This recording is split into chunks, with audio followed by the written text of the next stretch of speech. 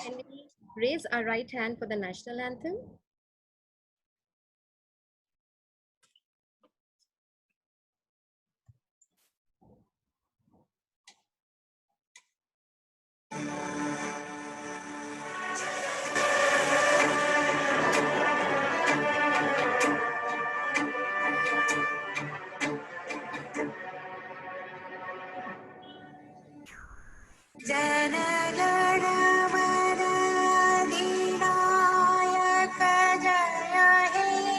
Bharat Bhagya Vidhata Punjab Sindh Gujarat Maratha Dravida Utkal Banga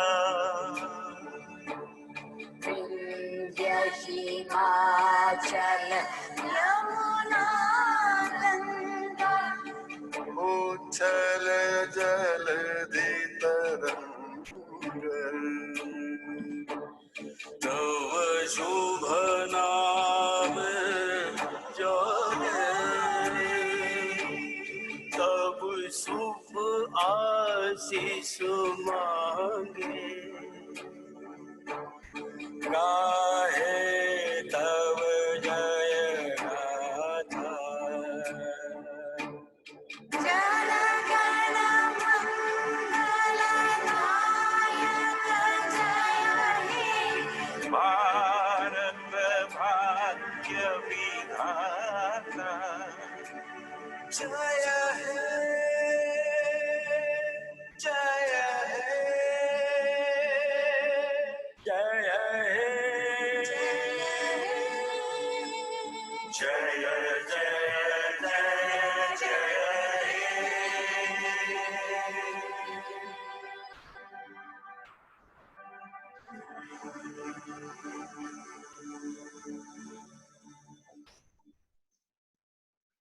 So good evening to everyone and a warm welcome to today's evening.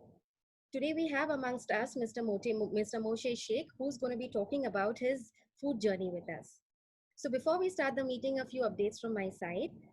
We are very happy to announce that the two check dams which we have made in the Kasatwadi village have completed and right in time so that before the rains. So by virtue of this, we will be able to benefit about over 1,000 people living in these two villages. And proud to say that we've been instrumental in solving their water problems. Also, we have distributed 375 ration kits to support all the Adivasis living in Talasari in the Palghar district. So these ration kits will give the family of four ration food for 15 days. And also happy to share that the funding for this entire project has been managed by Vikrant from sources which were outside the club. The donors also came to Talasari for the Russian distribution along with Humira, Vikrant's daughter. Also the oxygen concentrators, which we have procured, 10 of them. So we have decided to create an oxygen concentrator bank. By virtue of this, we will be loaning these concentrators to all the needy places. And as soon as the need is over, we will be calling them back and we will be again circulating these concentrators to the places which actually require them.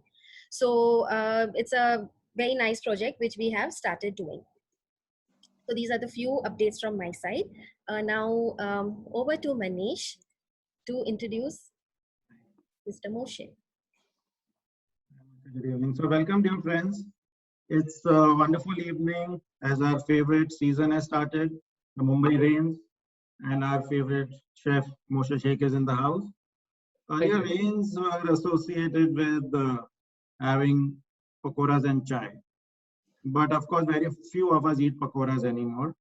We don't eat them much because we now know what good food really means. And one of the reasons we know about good food is our very own Mumbaikar, our beloved Moshe Shek. It's people like him that make our city the best city in the country. So our city has got Iranian cafes, it's got Udupi Idli joints, it's got Gujarati thalis, and we also have Moshe.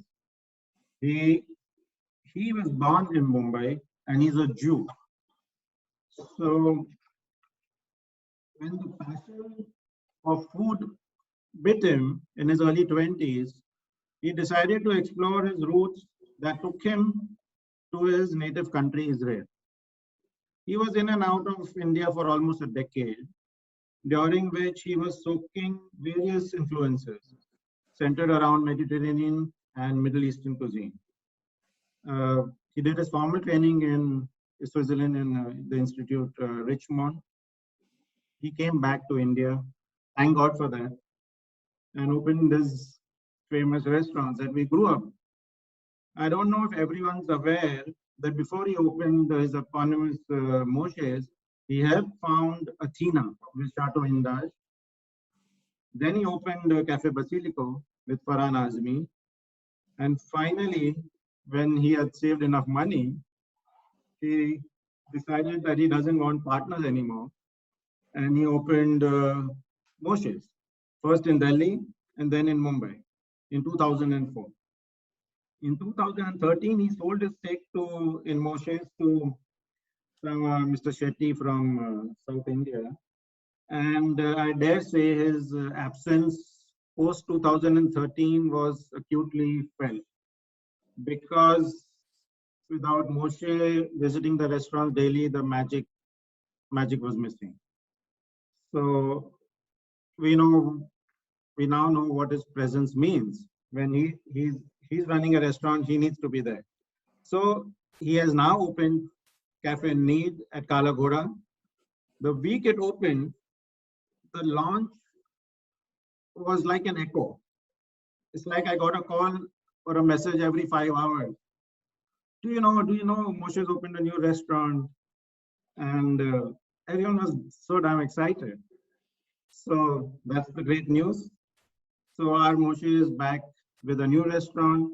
And of course, he's I think, also helping a lot of people learn about cooking, which he can talk about. And it's a great pleasure to have you today with us, Mr. Moshe Shek. Thank you, Manish. Thank you. Thanks a lot. Thank you. Should I start? Yeah. Oh, yeah. Okay. So firstly, when you said, I must correct one or 2 points. When you said saved enough money. So let me get back to that in a bit. So what I've done is that instead of just charting out and belting out what I did through the years, I decided to kind of put it down on certain factors, certain important things that one must keep in mind while living or doing business. So generally, these are talks that I give to final year students who pass off from the third year catering colleges. They all have these rosy pictures of restaurants and senior chefs and all of that. So I give them a little bit of grounding before they get out and tell them exactly how things really are outside.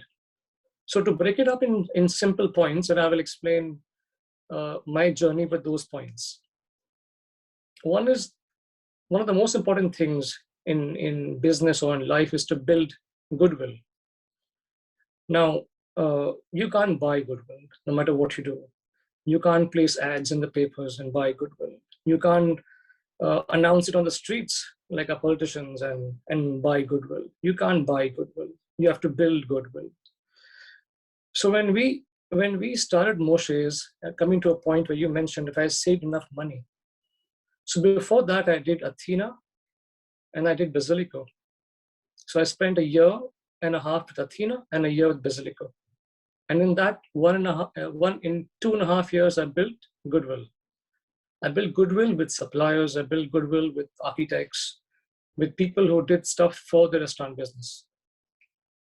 When I got the property in Cuff Parade, people told me, don't touch it, it's jinxed. Nothing ever did well out there. I approached HDFC Bank for a loan to start the business. And they looked at me and they said, yeah, surely we'll help you with the loan and please come in, sir, please have a seat, and etc. And they sanctioned 5 lakhs. We all know what 5 lakhs can buy today. When I got the check in my hand, it was not even 5 lakhs because I think they deduct the first 2 installments, etc. You ultimately get about 4.5 lakhs. With 4.5 lakhs, to build a restaurant that costs nearly about 80, 90 lakhs was impossible. And that's when goodwill came on the picture. So my architect, who I worked with Athena and with Basilico, somebody called Ajit Shilpi. I don't know, I think a lot of you must have heard of him. He's one of Mumbai's finest architects. He said, Moshe, don't worry. You go ahead, you do it, and I'll hold back suppliers. I said, are you sure? He said, yeah. You pay as you earn. And that was a lot because that included all the furniture, all the fittings, everything that went into it. Then I approached my restaurant suppliers guys, the guys who supply with refrigeration, gas burners. The same thing they said, Moshe, I know you can't afford it right now because we know you're building up. You pay when you can. And this policy followed till the last guy who even supplied me. I was so ashamed when the guy that supplied me with milk and eggs came and told me, don't pay me, sir. Jab aap kamaoge, hame dena. And it felt so good. And that this was a goodwill that was created in all these 2.5 years as how I dealt with these people. I built Moshe's with 4.5 lakhs. I paid everybody, I think 11 months down the line, every single one. And that I owe only for the simple fact that you've been good to people, you've been honest with your dealings, and you've been clean with them. So that's goodwill. Number 2, most importantly, in business like mine, be different. I believe that if you're not going to be different in what you do, don't do it. Don't waste your time. You have to be consciously different. So when the first cafe that we opened was actually in Crossword, in the bookstore. So I studied cafes before that. In those days, the only cafe in the city was Barista. And we all know Barista, right? I mean, we've all been there. It said in those days, outside espresso bar. Now we all know as Indians, in those days, before this coffee culture came in, what an espresso was, right? I mean, the railway station, that steam thing that they pressed down, the milky, frothy coffee that came, that was espresso.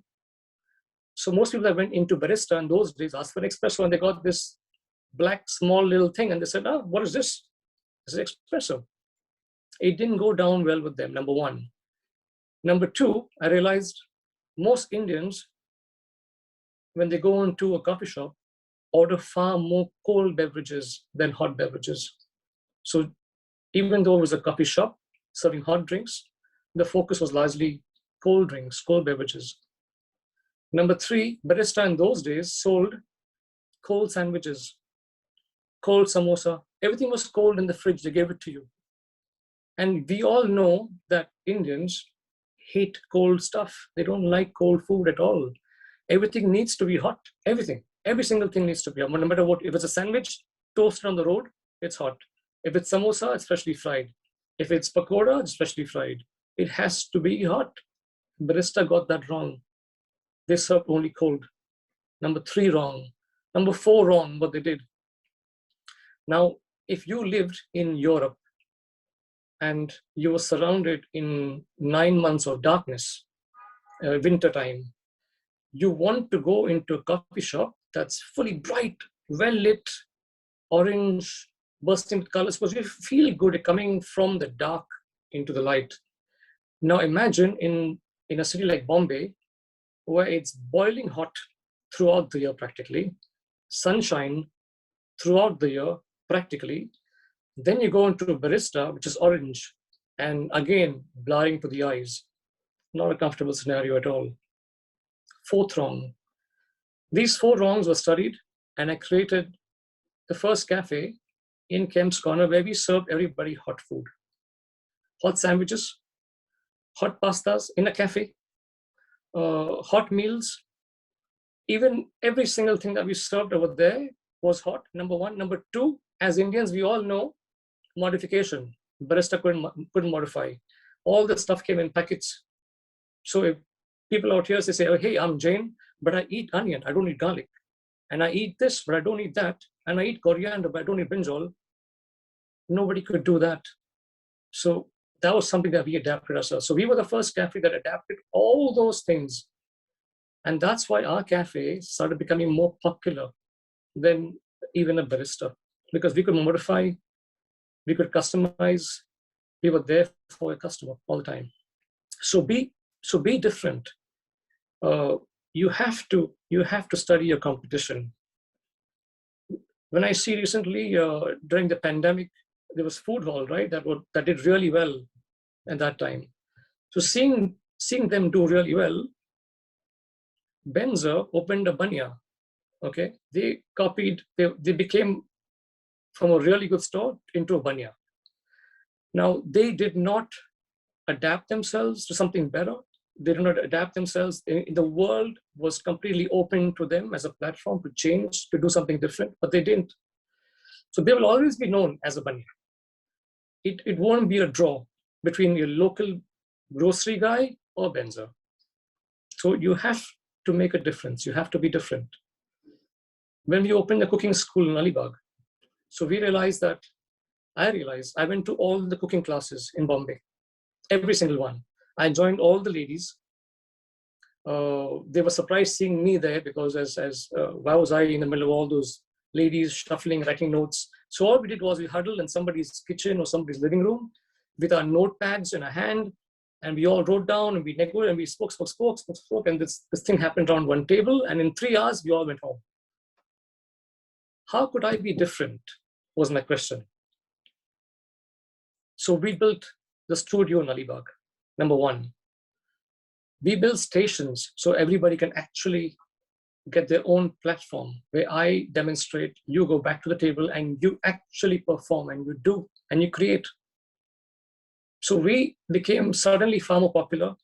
There were schools that opened up after us or even before us in Kalagoda that completely shut down because of us, largely I would say, because they didn't offer what we offered. We offered a day out. We offered an experience. We offered technical guidance through and through. We offered far more than any cooking class in the city. We ran for 3 years, and touch wood, we did really well in those 3 years. So different. We need to be different. Number 3, don't follow a fad. I tell this to everyone that walks through the door. So Mehul said about health and all those things. When it comes to health, I follow my mantra of clean eating. Okay. Now I don't follow any specific rigid diet. I eat every single thing. I drink every single thing. At the same time, touch wood, I'm healthy, I'm fit at my age, and I could probably do anything what a 20-year-old would do. Eat clean. Eat clean means what? Eat simple stuff. Try and buy food that is as organic or as natural as possible. That's what I would say, I'd believe in. Don't buy packaged food as far as possible. So one of the principles that we have in need in our cafe is really tough to follow, but we buy nothing from a packet. We don't buy ketchup. We don't buy mustard. We buy no pre-made sauces. We buy no condiments, nothing ever. And that was the principle that if you follow at home, it'll definitely be far more healthier to you. When I say don't follow a fad, how many of you right now avoid eating white bread? I can't hear you all, but I'm sure you're all saying, can you raise your hands? I would know. How many of you all avoid white bread? 1, 2. Everybody else eats white bread? Yeah? Yes. Great. So when I, 3 years ago, I actually I did a retraining in Paris, in France, which I consider as a mecca for good food and good bread. Out there, when you go to the smaller towns, and I've probably gone to a small boulangerie and asked them, can I have a whole wheat baguette? The guy will look at you and tell you quite simply, like, are you sick? Because what he means literally is not sick, but he means that you have issues with gluten, because only those kind of people would try and avoid their breads. But the whole country, the whole single country eats white bread. And they eat white bread, I would say, if not twice a day, 3 times a day. But the problem is not the flour, it's not the wheat, it's the process.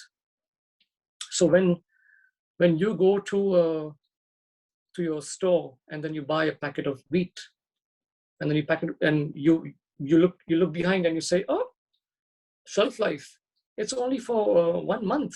No. I want something that at least it should last me at least 6 months. So when you say these things, the manufacturer out there is listening to you, and he's saying, okay, I'll give you 6 months if you want 6 months. He bleaches the flour, he takes the bran out, he takes every single nutrient from that flour and gives it to you because you have asked for it. So on the contrary, when I go into a store and I see a short shelf life on something, I know how natural that is. I know how good that is. And that's something I'd want to buy. Processed food is, when you're having, when people at home they say, oh, we to eat atta. So are you sure that atta is organic? I can tell you with surety it's not. It's definitely bleached. It can last in that bag for what, 6 months at least, minimum, 8 months maybe. Nothing natural can last that long. I can tell you in surety. So eat simple stuff, eat naturally. Don't go for a fad. Gluten, unless you're intolerant to gluten, you can't digest it, then you have an issue. But otherwise, if you buy normal organic flour, you eat bread that is made naturally at home, you're totally safe. Coming down to need, when I said being different, why are we different? We are the only cafe this side of town that serves 60 homemade products for you to take off the shelf. We have about 20 breads. We have a large space, which nobody else has in Bombay. It's a huge cafe. And we have space, so it's spaced out. We offer you simple, natural things. We moved away from non-vegetarian foods. We do sell egg products, because I can't do pastry without egg.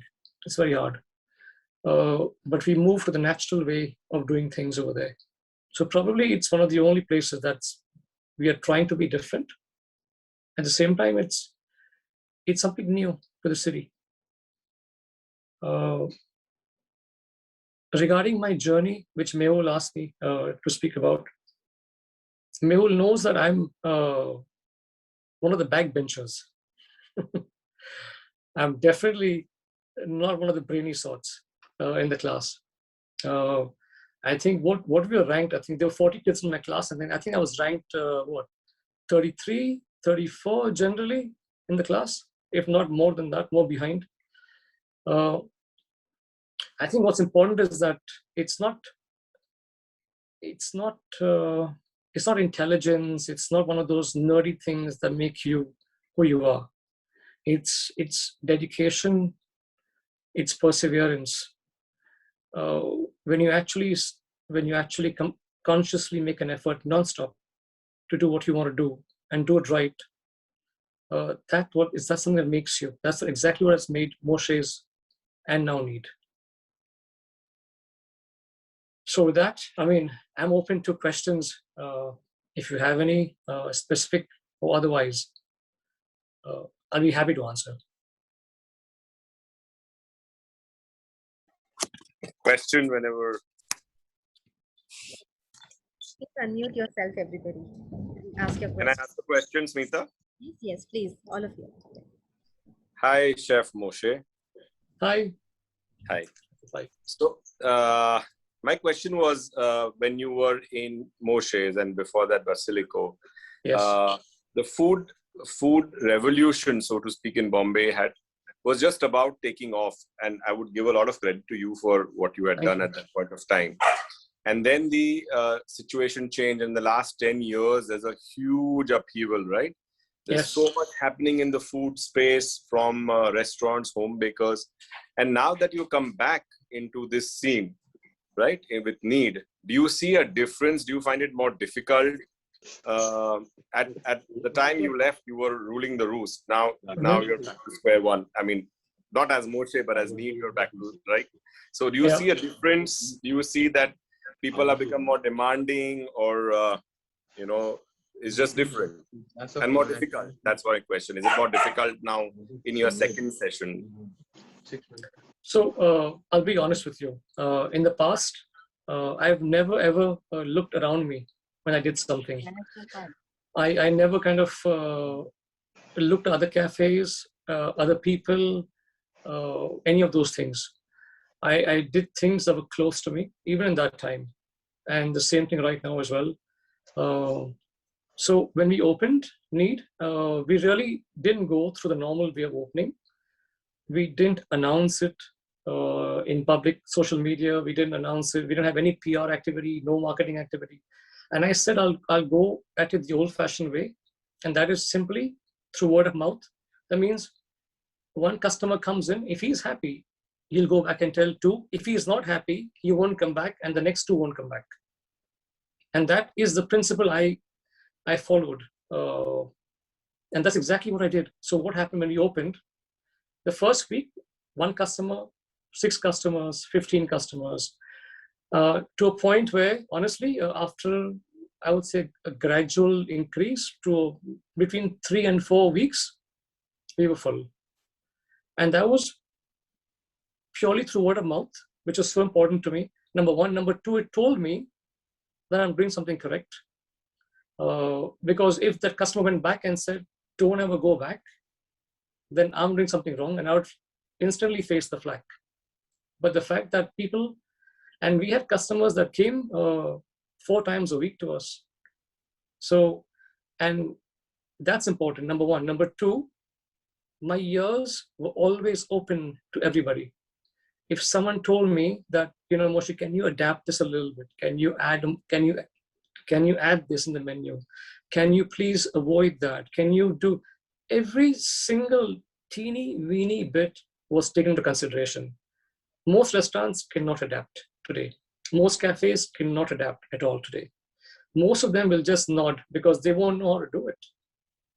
But with about 28 years of experience behind me, we can do it. And I think that's the difference out here. So I think I've entered once again, probably just at the right time. We've kept the menu really simple.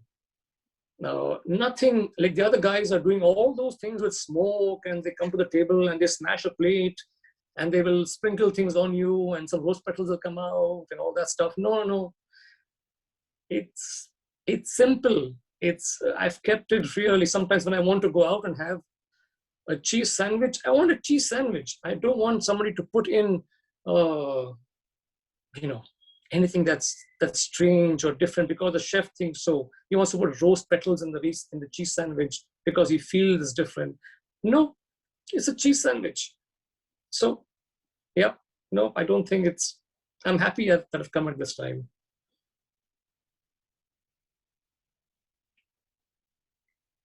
I hope that answers. Yes, great. Yeah. Super insight, Moshe. Thank you. Thank you. Thanks. Anybody? Harsh is a chef himself. So I know, yes. I know. I have one question. Sure. Yeah. So, cafe, the Kalagoda Cafe is also a fantastic cafe. So, Yes. what's your critique on that cafe? Because everyone seems to love that. So, who's the man behind it? How have they pulled it off? And is it competition? Is it inspiration? Honestly, I'll be blunt. I don't consider anyone as competition to us. Our menu is very different. It's far more. There are people who adapted, who've come over to us, but at the same time, I would say that they have been there for many years. They've been around for, I think, I don't know what, maybe 10, 12, 15 years or longer maybe. So I feel there's enough for everybody in that area in Kalagoda. And you might come to me for something else, and you might go to Kalagoda for something else. I think it's just the way we all are. I'm sure everyone finds their footing and their warm places. No, I don't consider. I think it's just healthy living, all of us together. We all offer something else in that area. So it's good. I have no. So who is the man behind Kalagoda Cafe? He's also somebody who's come from New York or something? Kalagoda Cafe, honestly, I wouldn't want to comment. It's a different business. We wish him well, whoever, I mean, I know the owner very well, but he is a local. He's been here for many years. He's a nice chap. Yeah. What's your take on Kalagoda, the precinct? It's such a jewel for the city right now. The way all the boutiques, it's really the place. I only hope they make it pedestrian one day. It's beautiful. I think the next upcoming area in South Bombay will be Kalagoda. It's gorgeous. It's just beautiful. It's the old precinct. You can't go wrong with that. It's beautiful. And coincidentally, your restaurant is next to the Jewish synagogue. It just so happened, or was it some kind of a plan? Well, I go to synagogue very often over there next door. I was also involved in if you noted that we kind of refurbished and we redid the entire synagogue. So I was instrumental. I spent a year with the architects to rebuild that property. But it happens, I always wanted to place in Kalagoda. I couldn't get a large space on the ground floor because the price was just ridiculously expensive. It made sense to go higher up and get more space. At the same time, I realized people said, oh, it's much quieter as well. It's nicer off the road. So it made far more sense getting a larger space on a higher floor.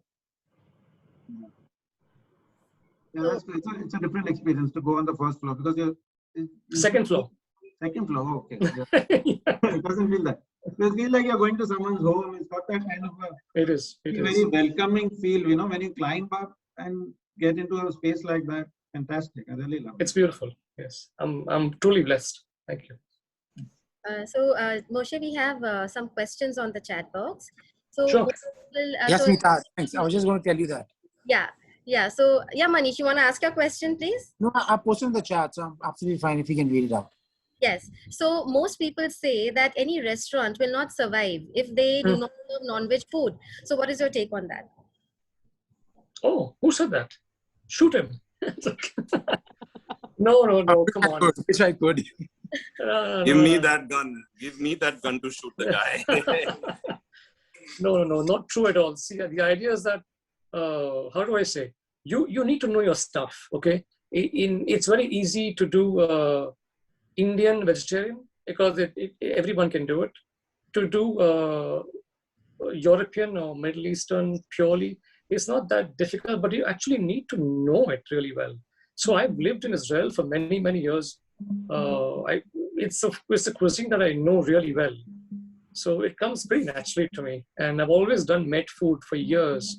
Now, to adapt it to make towards vegetarian, it's really not difficult. At the same time, it's cleaner. I'll be honest with you.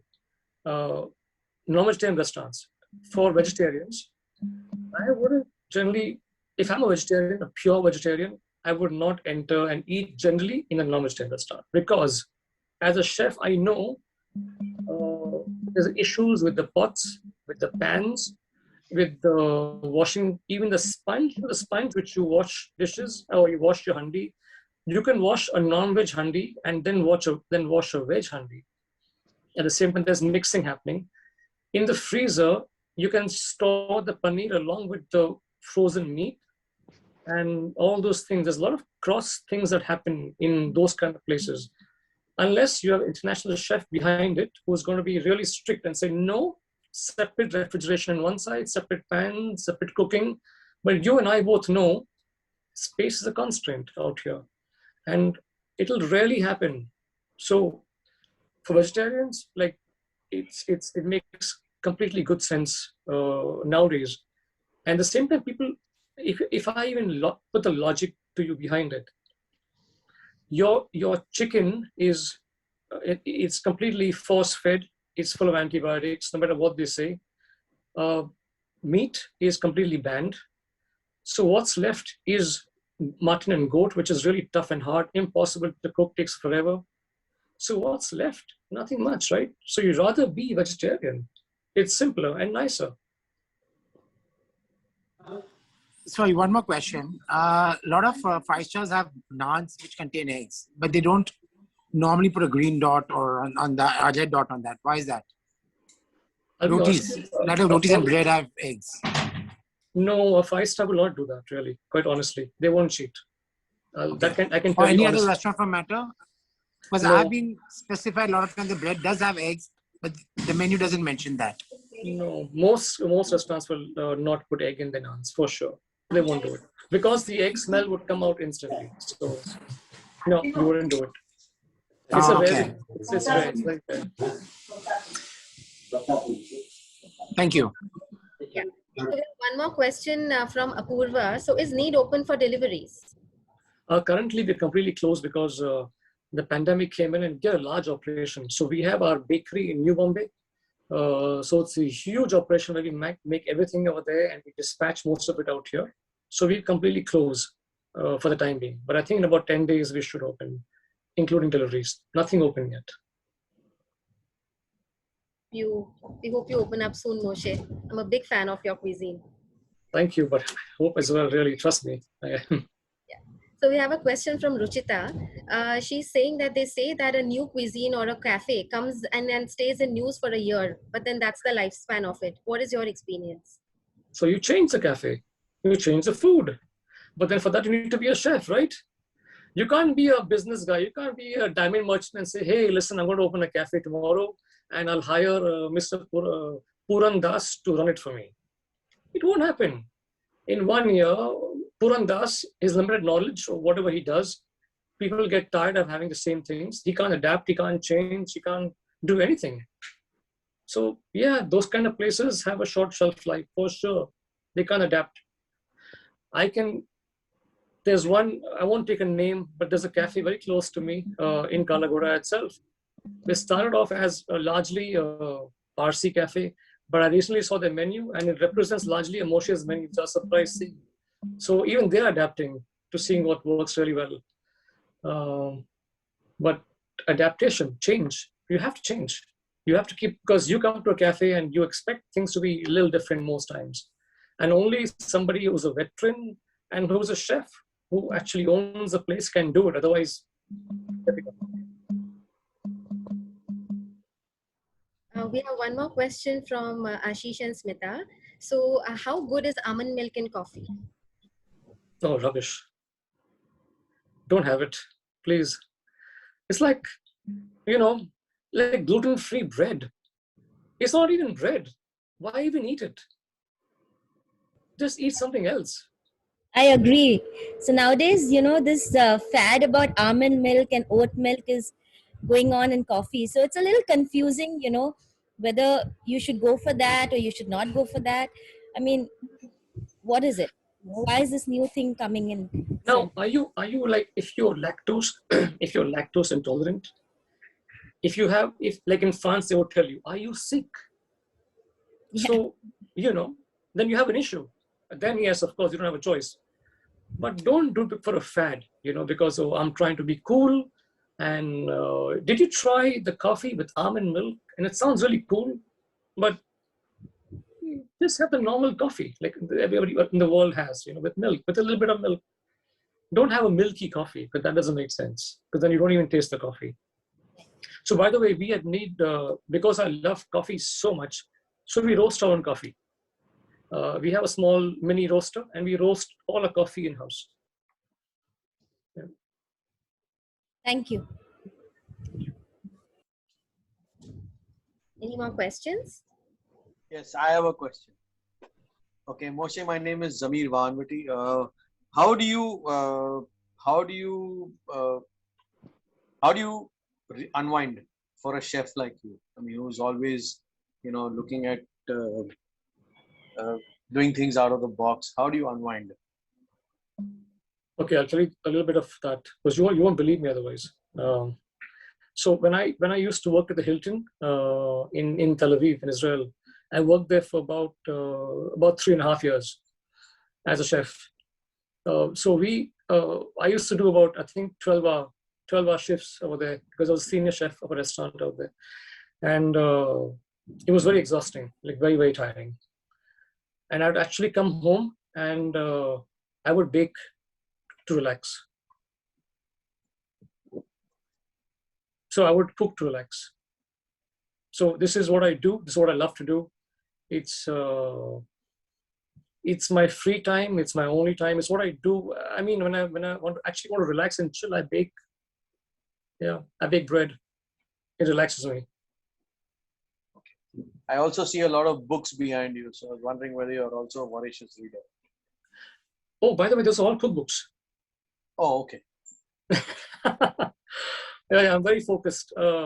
Some of them are very they're technical books. Some are simple books from various things. So yeah, technicalities come as you grow more in the profession. You want to know details, and it gets a little scientific with cooking methods and why this happens, why that doesn't happen. You want answers for those things.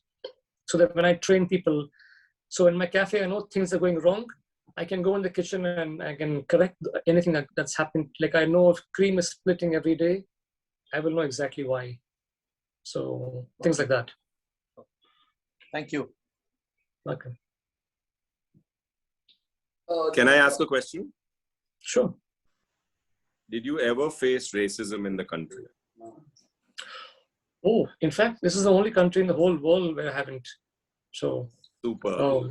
this is the only place actually.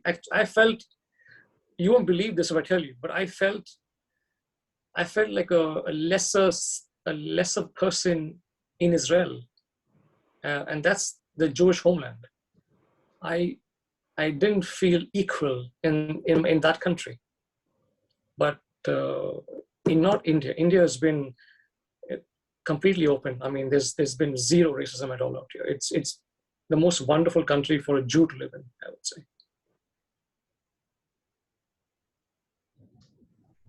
We have a question from Jayesh. So chefs are creative artists. Does it make it a challenge to run one's own cafe or a business? Well, so what happened with Moshe's? So we opened a cafe, and then we got lured to open one more cafe, and then we got lured by people, and then like Palladium would come to us and say, Moshe, you in those days nobody could even get a small tiny place in Palladium for a shop, and then we were told like, you choose where you want to be. So how could we say no to that? So we opened and opened and we opened and we opened. We opened many. We had 13 outlets. But in that opening of so many outlets, I lost out. I lost out the creativity. I lost out the touch. And that was the whole reason of selling Moshe's, because it became something that I didn't want at all at the end. It became a monster. I couldn't adapt. I couldn't change because it had to change through the entire process, the whole line. So every move, like it's like moving a ship or moving a speedboat, right? To turn a ship, it takes a while to turn a ship, but to turn a speedboat, you can just kind of go anywhere you want. And that happened with Moshe's. So running one place at one time and being there hands-on is the best way to do it. So no, it's not difficult doing that at all.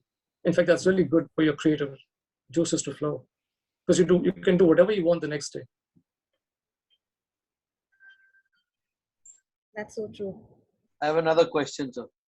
Sure. What are your views vis-a-vis having a flexible menu and having a set menu of maybe 6 courses, which keep changing on every fortnightly or maybe once a month? So, see, these are really simple to do, generally abroad, where you have a lot of trained people that understand cuisine and foods. So here, in India, I have my entire team is fresh. So I've trained them from scratch. They have practically no knowledge of anything. So when they come through the door, they don't even know how to boil chickpeas for hummus. So they're as basic as that, as raw as that. Now, for me to adapt and change every 2 weeks, I have to go into training once again, close the cafe and retrain. It took me, I'm not kidding you, it took me 3 months of training my entire team before we opened. And we had not one, but two, not three, but four entire training rounds. It was really hard because this is not there. See, they are used to eating maybe, sabzi, rice, dal. That's their basic tongue. So to make them understand the flavors is very hard. And then to shift that every now and then, it's not very easy. So you actually hire non-technical people who have never gone to a hotel management school or something of that sort? Yeah, we never do. I never have, because I like fresh minds. Okay. It's very important for me to have my entire team outside, the waiters, waitresses, all freshers. We don't want anybody with a preset mind coming in that door. That's been the biggest, because they come and you can't change them. You see, the normal thing of, the plastic smile when you enter from a waiter. Good morning, sir. Good evening, sir. How are you, sir? But he's just saying it like a parrot. He doesn't even mean it. But that comes from a waiter who's been there for like 20 years. But if somebody fresh, they actually mean it. They actually mean doing good service. If you tell them something, they feel hurt. That's what I want. So yeah, it's a fresh team. Wow. So the reason I asked is because my cousin's sister runs a restaurant in Bangalore called the Grasshopper. Okay. And they only do 8-course meals. Okay. 7-course meals. And they will do it fresh according to what you want. So they will actually ask you your preferences when you do a booking. Okay.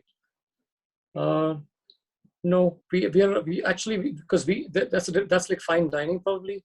So yeah, you could do that if you're doing specific menus and you have a really trained team behind. Yeah. We are like a very simple cafe. So our outlook is completely something else. Fair. Yeah.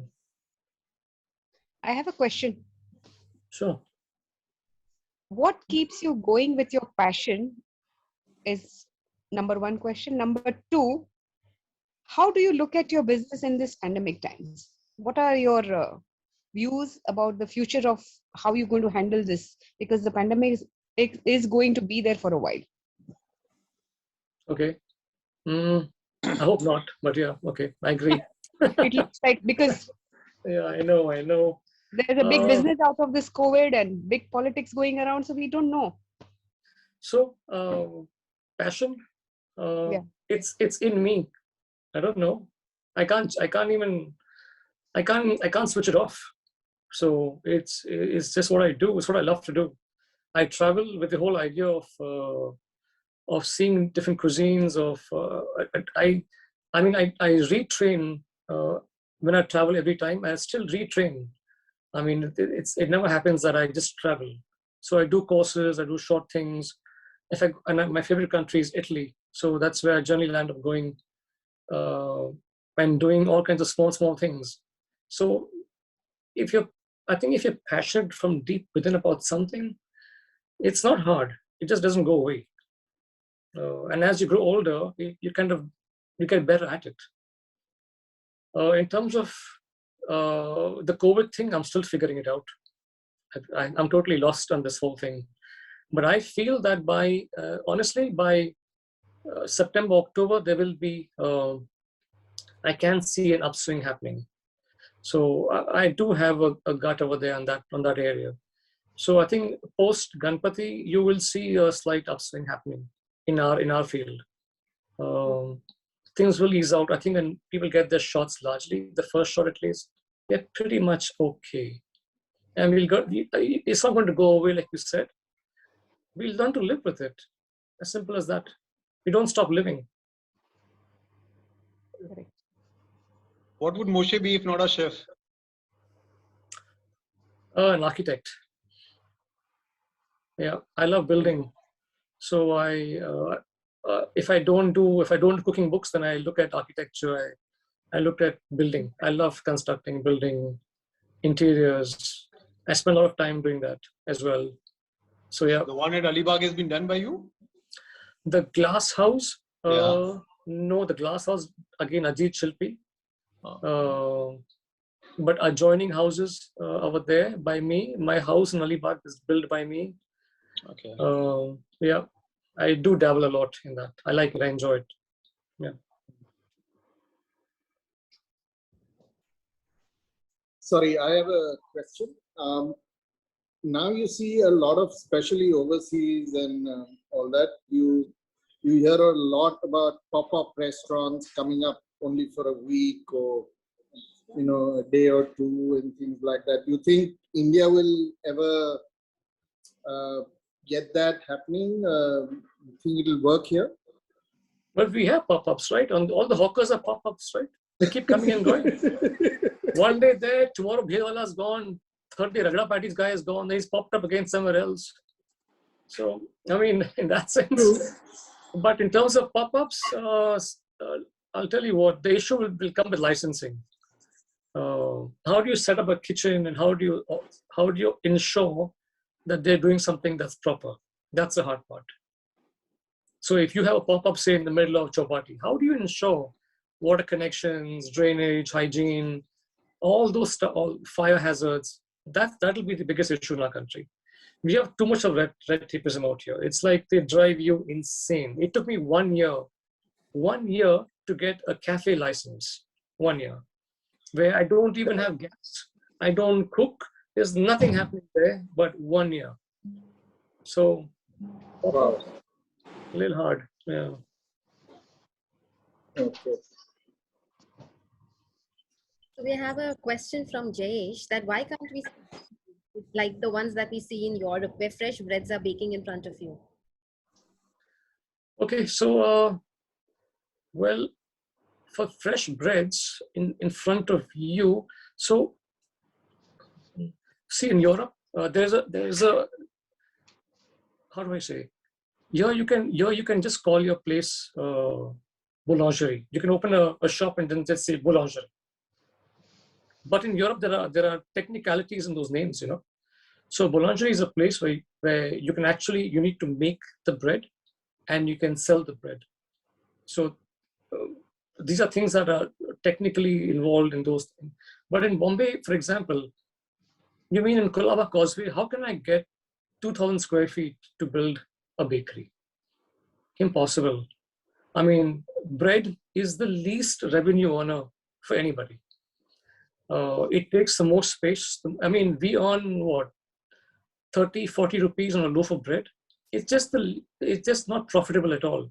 Bread only makes sense when you either do it like wibs, when you do 1 lakh loaves per day or 2 lakh loaves per day, and you earn 6 rupees per loaf. Then it makes sense. If you make 20, 25, 30 loaves of bread and you earn 40 rupees, you're already in the minus. So bread, people like me, we do bread because we love bread. I like bread. I want to offer it to my customers. So I do it money-wise. It won't make any sense. Number one. Number two, we are not largely a bread-eating country. So it's bread is a second option. We are rotis. So it's largely rotis and rice and puris and all of those things, those breads. If bread culture was like Europe, where you go every day and buy a loaf, then yes, it makes sense. But you probably buy 2 loaves a week. So it doesn't make sense for someone to open a full-scale bakery hoping that somebody might come by and pick a loaf, and if they don't pick a loaf, then what happens to the bread? It's just thrown away. So you lose far more than you make. in that sense. So, no, not feasible at all. Sure. I think Moshe, I mean, fantastic evening, and thank you for sharing your journey with us. Very from the heart, and your simplicity and your honesty shows, the person you are shows also in your food. I'm Thank you. myself a big fan of your food, and thank you very much for coming to us this evening and sharing your journey with us. Thank you so much. Thank you. I have Thanks a a lot. question. Moshe, are you guys in operation now? I mean, if I need to be there with some of my girlfriends on, let's say, No, what about 1st of July? Any chances of opening then? 1st July, yes, we'll be open by then. Yes. And would you still have like a minimum head count? Like if I come there with like 10, 12 of us, is that on? It's okay because we have a large space. We have Right. 100 seats, 120 seats. So yeah. And do I need to make a reservation or No, can I just walk in? Just come by. Super. Great. Thank you so much. Thank you. Hi, can I come in and just say hi? Sure. Moshe, remember Manisha? Yes. Oh, wow. It's a small world, isn't it? Wow, it is a small world. Yeah, it How is. are you? Yeah. Happy as ever. The Moshe. Thank you. So all the best to you. Thank Every you. venture that you have and own or franchise, I wish you all the best. I'm sure you'll rock every business you do. Thank you so much. Thank you. Thanks, Manisha. Thanks. Mehul, can I invite you for the formal vote of thanks, please? Sure. On behalf of RCBB and Innovi, a big thank you to my dear friend Moshe for such a valuable culinary insights to stay healthy. I'm sure each of us has an interesting takeaway from this tips and his credible ride so far. We appreciate you taking time out from your busy schedule and addressing our club this evening. Thank you, Moshe. Thank you. Thank you. It was a pleasure. Thank you. Thanks. Over to Smita. Yes, so thank you very much, Moshe. And Mehul, thank you very much for inviting My me pleasure. to our club. Thank you very much. Thank you. Thanks. Thank you, Moshe. Bye. Thank you. Bye. Bye. Meeting is now over.